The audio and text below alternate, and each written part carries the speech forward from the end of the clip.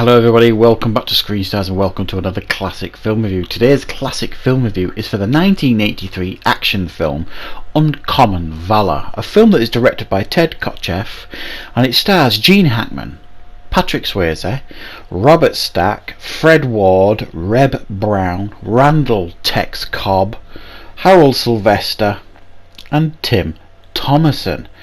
Now, this is a film that focuses on Gene Hackman's character, Colonel Rhodes, and it is set 10 years after the Vietnam War, and his son is still missing in action in Vietnam, and it haunts him. He cannot rest until he finds out where his son is.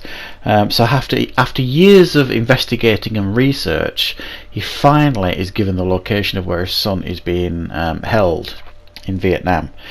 So he goes to his son's former comrades in arms and asks them to join him in a rescue attempt to bring back soldiers who were missing in action in Vietnam, and they all agree to do this. They do weeks of training, head on over to Vietnam in a hope of bringing him home with this rescue operation. So this film it's a film that I've always enjoyed watching. Ever since I was young, I don't know what it is about this film. It's got a lot of heart, and you really do. I mean, I think Gene Hackman is such a fantastic actor. You really feel his pain at the beginning of the film, when he just can't rest and relax, because he needs to find his son and find out where he is and what's happened. And at the end, it's got an emotional punch at the end as well. And it goes down a bit of a route like the Dirty Dozen, you know what I mean? Even though there's not a dozen of them. But you get these characters, you get to know them, you get to like them. These wide variety of characters. You've got Patrick Swayze, who is brought on board as like this rookie to train the men and go over there. You've got Fred Ward, who's a bit like the John Rambo of the group. Now this is the director Ted Kotcheff, who directed First Blood 1 year previously, so he's a pretty hot director at this point. You've got Reb Brown, who plays Blaster, who's like the demolitions expert. You've got Randall Tex Cobb, who plays Sailor, who's a bit unhinged, shall we say, and I think this is easily Randall Tex Cobb's best film and best performance on screen.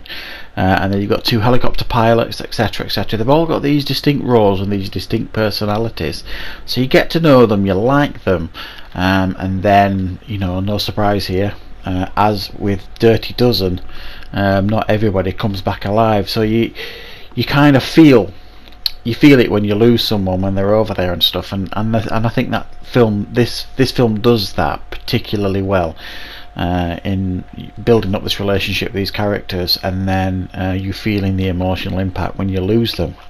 So it's a nicely made film, it's a nicely paced film, moves along at a really nice tidy pace. I think it could have been done with being a little bit longer. I think the encounter at the end, the battle at the end, it feels a little bit rushed. I've just watched this again recently to prepare for this review, and I got that impression it felt a little bit rushed, and I think they could have amped the tension up a little bit more, and there was one character in particular's death that I think could have been avoided. I think they just did it for that reason, to give you an emotional impact. I mean, for example, in regards to ramping up the tension, they kind of split into groups. So you've got this one group that's heading to the encampment. You've got another group heading to this helicopter compound to take these helicopters to come and, you know, help them and rescue them. And something goes wrong with this helicopter compound. It's not where it should be, so it's taking them longer to get to these helicopters. But I don't think they're playing that long enough. They really could have ramped that tension up in regards to the other guys at the compound. Where are they? You know, if they don't get here, we're dead, sort of thing. They touch on it a little bit, but I don't think enough. And I think they could have really ramped up the tension several times better in this film. It was an early film for Patrick Swayze, this 1983, so it was before he'd really made his mark in the cinema industry, but I think it was a smart move for him to do this film. He does really well in this film as this rookie soldier who has to prove himself to the group and earn their respect, and I think that's done really well.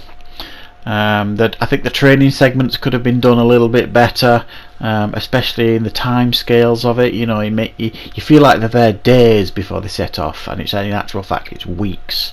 But it doesn't feel that long. You know what I mean? I think they could have maybe expanded on the training sections a little bit more, maybe worked on the chemistry and the dynamics of the group a little bit more. It all felt a little bit rushed, which is why I keep saying I do think this film could have been slightly longer, another 10 or 15 minutes longer, just to cook those dynamics between the groups a little bit better, so that you feel even more of an emotional impact when you lose these soldiers when they get out there to Vietnam to attempt this rescue operation.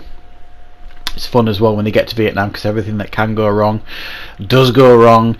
They lose all their equipment. It gets basically taken off them by the government, who obviously don't want them to go in to do this mission because they're claiming that they're in constant negotiations with Vietnam to bring back these soldiers, and they're clearly not doing the job because they haven't brought them back yet.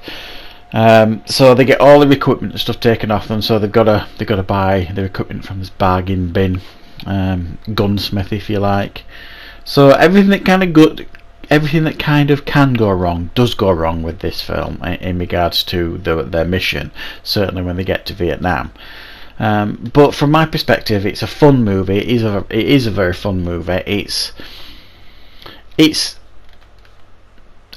There's quite a bit of language and stuff in this film, so it's not like made for a family audience or anything, but the action is a little bit tame at times, so I think they could have maybe chosen a direction and maybe gone further in that. If they're going to go more adult, be more adult, if you like, in regards to the action. Some of the action almost felt like you're watching an episode of the A-Team sometimes. But these are all minor criticisms. It's a great film. It's very entertaining, and it's still one that I enjoy watching today, so I'm giving it a solid 8 out of 10. It's a good 80s action film that has aged particularly well, with some interesting characters and performances in it, chief of which is obviously Gene Hackman, who really carries this film excellently. So that is my classic film review for Uncommon Valor. I hope you enjoyed it. Thank you very much for watching, and of course I'll see you back for more reviews on Screen Stars very soon.